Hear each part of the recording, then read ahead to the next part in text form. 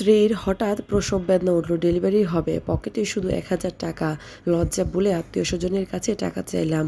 এক একজন এক এক বাহানা দিয়ে এড়িয়ে গেল। কেউ কেউ উল্টো কথা শোনালো, জানো না ঘরে পোয়াতি বউ আছে, টাকা জোগাড় করে রাখতে পারো না, জানোই তো বাচ্চা হবে। বললাম ওর ডেট আরও 1.5 মাস পরে, হঠাৎ এখন ব্যথা উঠবে কে জানতো।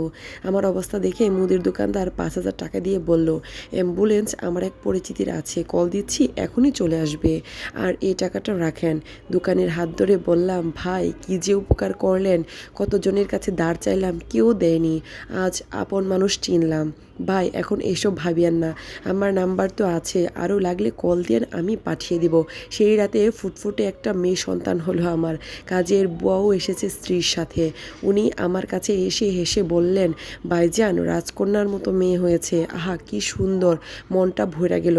কথাটা বলে উনি আঁচল থেকে টাকা বের করে আমার হাতে দিয়ে বললেন, ভাইজান এই টাকাটা দিয়ে মিষ্টি আনেন, হাসপাতালে সবাইকে মিষ্টি খাওয়ান। দেখলাম 1,000 টাকার নোট। বললাম, এত টাকা? তুমি টাকাটা রাখো, আমার কাছে টাকা আছে। ভাইজান এটা খুশি হইয়া দিছি, মায়াটাকে খুব মনে ধরছে, ফুটফুটে বাচ্চা, এত সুন্দর বাচ্চা কখনো দেখি নাই। বুয়ার টাকার মিষ্টি হসপিটালে সবাইকে খাওয়ালাম।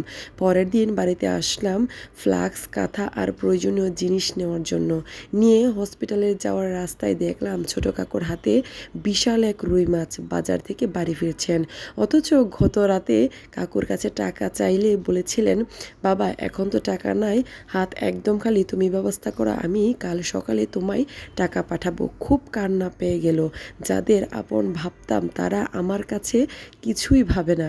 মেয়েকে হসপিটালে দেখতে পর্যন্ত গেল না, অথচ এলাকার মুদির দোকানে টাকা দিলেন। কাজের বুয়া নিজের টাকা দিয়ে সবাইকে মিষ্টি খাওয়ালেন।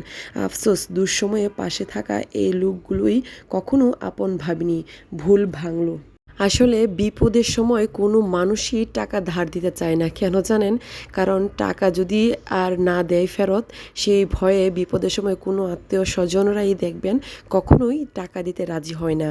আসলে প্রকৃতপক্ষে বিপদ কিন্তু কারোরই থাকে না, সবারই বিপদ কেটে যায়, কিন্তু মানুষের আচার আচরণ ব্যবহার এটা সারা জীবনই থেকে যায়। রক্তের মানুষরা বেইমানি করতে পারে, কিন্তু আশেপাশে যে মানুষগুলো আছে রক্তের সম্পর্ক না আত্মার সম্পর্ক, তারাই কিন্তু বিপদে সবচেয়ে বেশি এগিয়ে আসে। তো সর্বশেষে একটা কথা আমি বলবো যে কারোর বিপদে কখনোই পিছিয়ে আসবেন না। আপনারও সামনে বিপদ আসতে পারে, তখন কিন্তু অন্য মানুষের আপনার থেকেও মুখ ফিরে নেবে। তাই বিপদে চেষ্টা করবেন সর্বোচ্চটা দিয়ে মানুষকে হেল্প করার জন্য, তাহলে কিন্তু উপরে যে আল্লাহ বসেছে উনিই কিন্তু আপনার বিপদের সকল সমস্যার সমাধান করে দিবে।